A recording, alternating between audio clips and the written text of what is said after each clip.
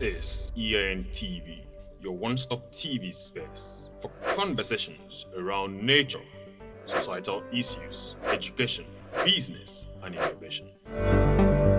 ENTV, educative, innovative, and nature-centric.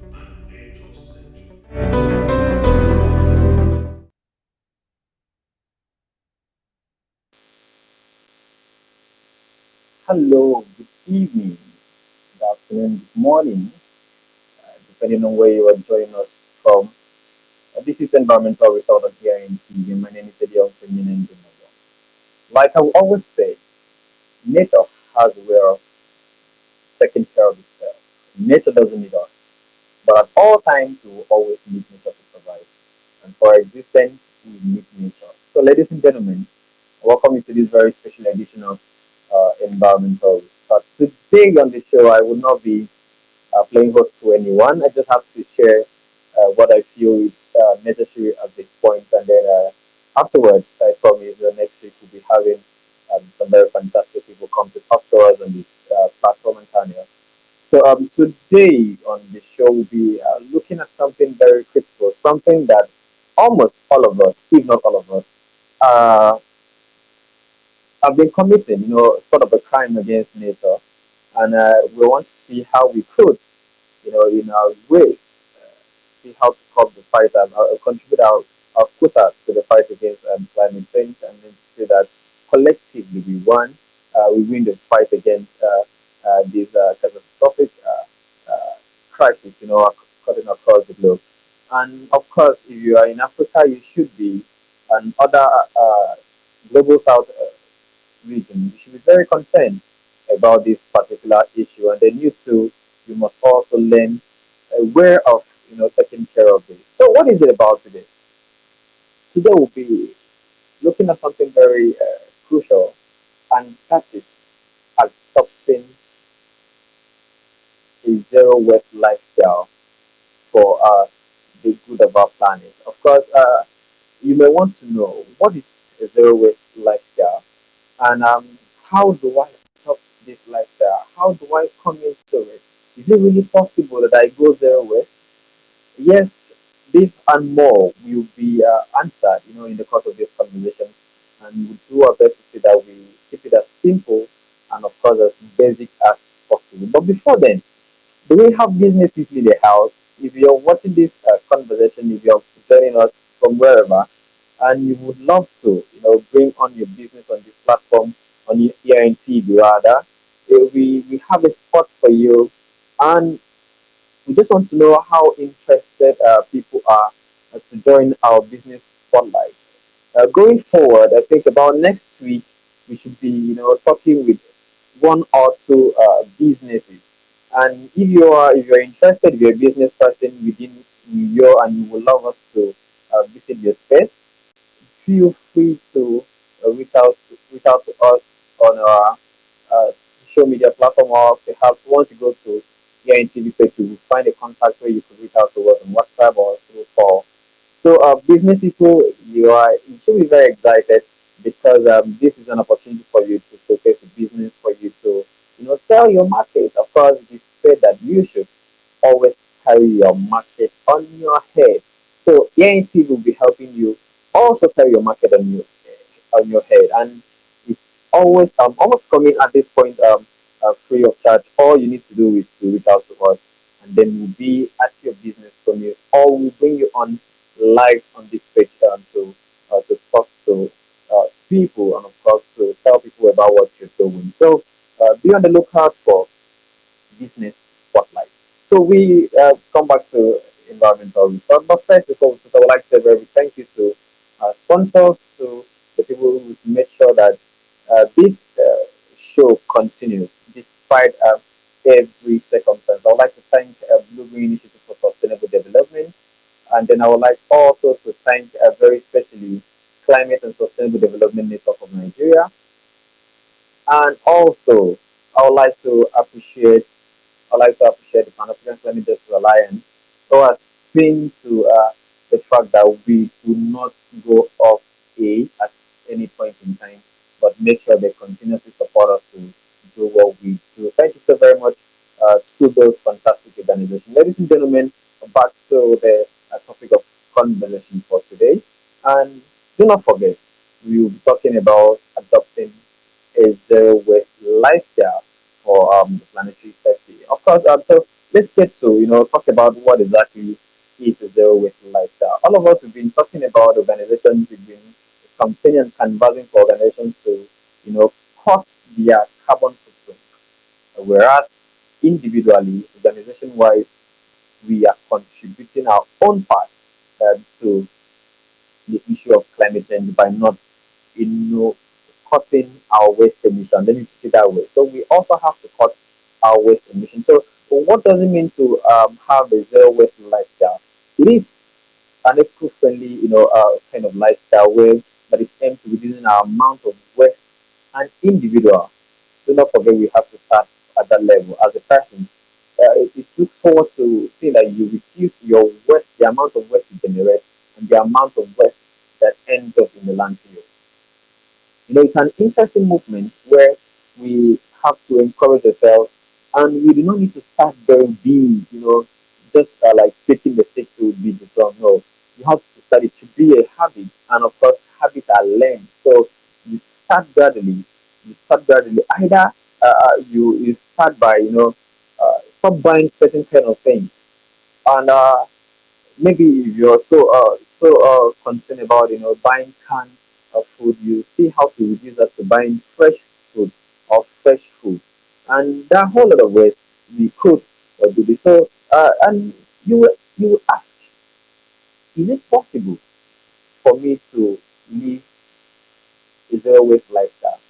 Yes, it may not be 100% possible for you to lead a zero waste lifestyle. The goal and the essence is to see that you reduce the quantity of waste you generate per time. You reduce the quantity of waste you generate per time. That's the essence of the whole conversation. You reduce the quantity of waste you generate per time as a person. And that way you would have see that you are not in your circle, in your household, in your how do I put it, in your vicinity, in your house, at your home, contributing to what we are fighting against, and that's climate change. Now, how important it is that we adopt this zero waste lifestyle. One, we all are aware that the issue of global warming has gone beyond the level of overemphasizing. We just need to we wake up to its reality almost every day. Recently, in some part of Africa, we were talking about the cyclone Freddy, and then recently, I think about last week or thereabout, there's been this serious flood that are specialized and other source of life, people source of livelihood in Rwanda, and a couple of other stories. Last day in Nigeria, we had talked about we had experienced the worst flooding ever in the history of this country. So you see, climate change is here with us, and as we just have to adjust our lifestyle to see that we stay alive as a people, and of course we contribute a quota to environmental sustainability. So you see now, so it is important for you as a person to say that you adjust. You adjust to adopt this zero waste lifestyle. And I would just like to share with us a very few importance of adopting a zero waste lifestyle. One, it is that we will be reducing the quantity of waste we generate and the quantity of waste that is being found in landfill.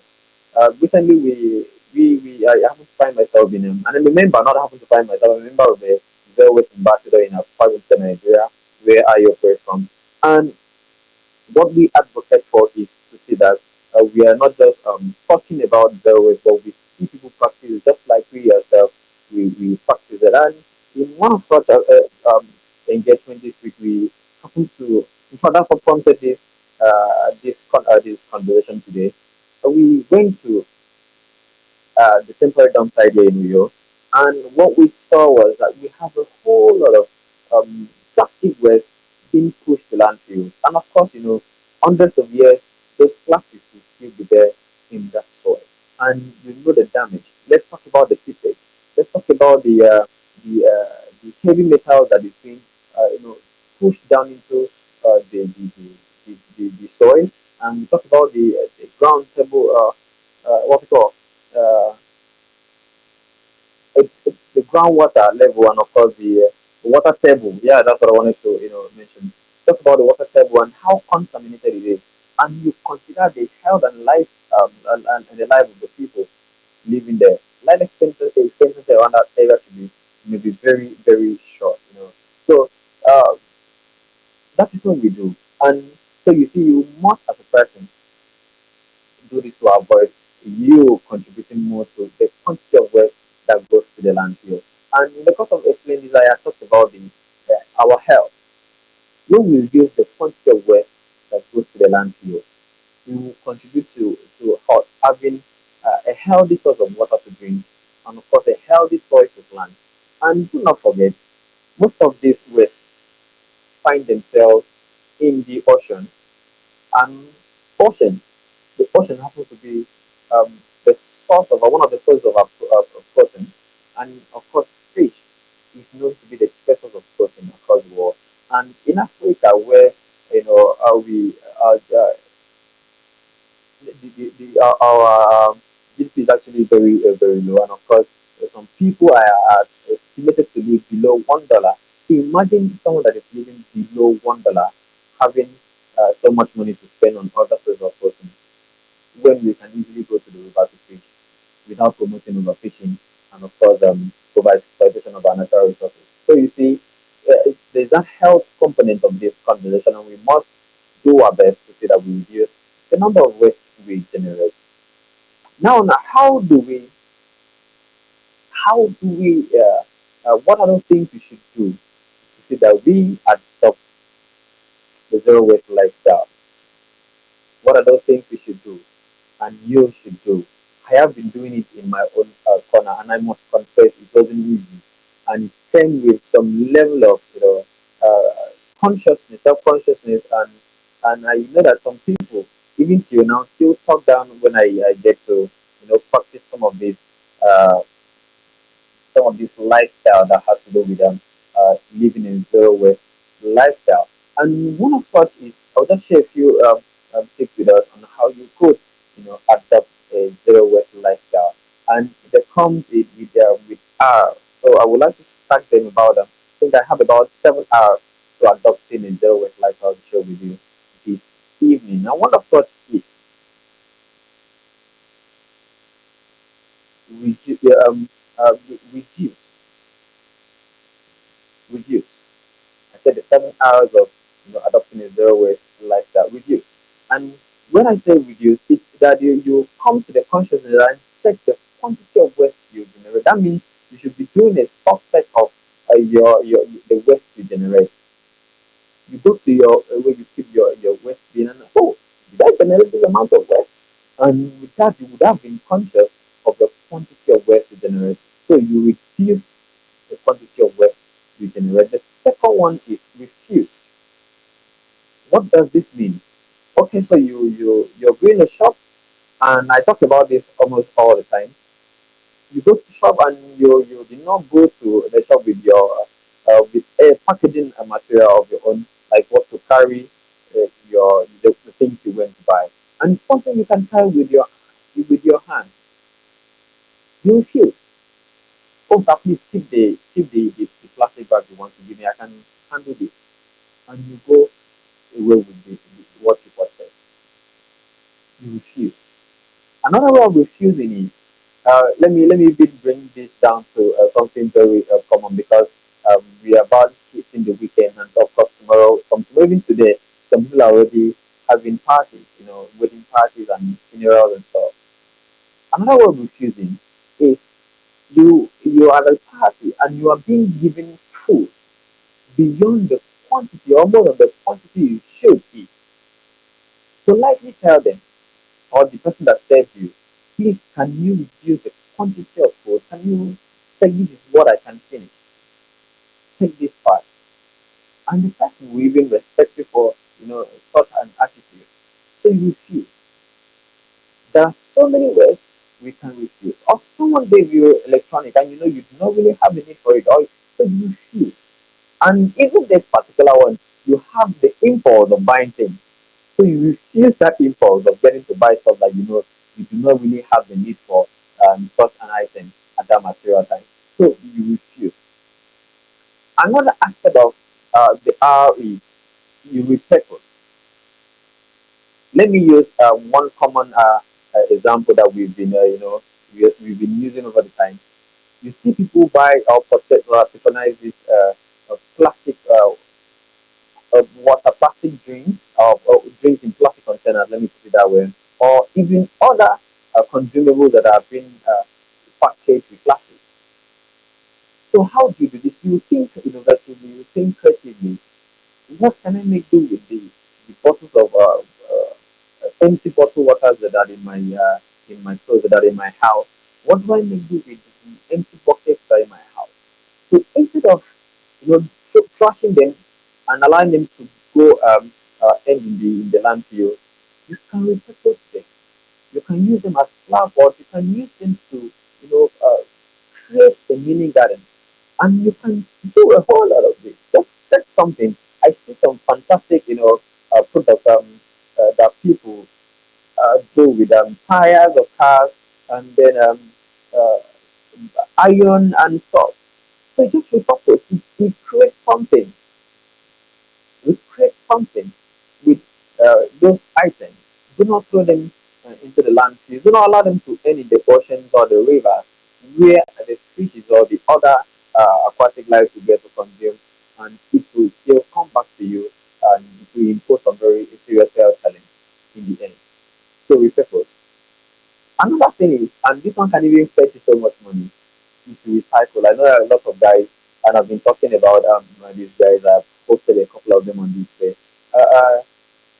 You go into recycling. What can I convert this into? What can I convert this into? I read about a company in Kenya where they recycle used clothes, and then you see them do beautiful stuff with this used clothes that would have ended up in the landfill. So you recycle. There are a whole lot of stuff. I know sometime again in the near future we'll have to host someone or people from the recycling industry. They will come to share their experience and their work with you. And of course, you may get motivated to see that you also, if you want to join, and you would benefit a whole lot from this kind of lifestyle. Ladies and gentlemen, this is environmental report on here in TV. And if you want to be a part of the conversation, please do well to drop your comments, and we will get to share them with the larger house. And the final thing I will share before I jump into some other things is rot. I had talked about refusing food. Now let's get back to the organic waste we generate.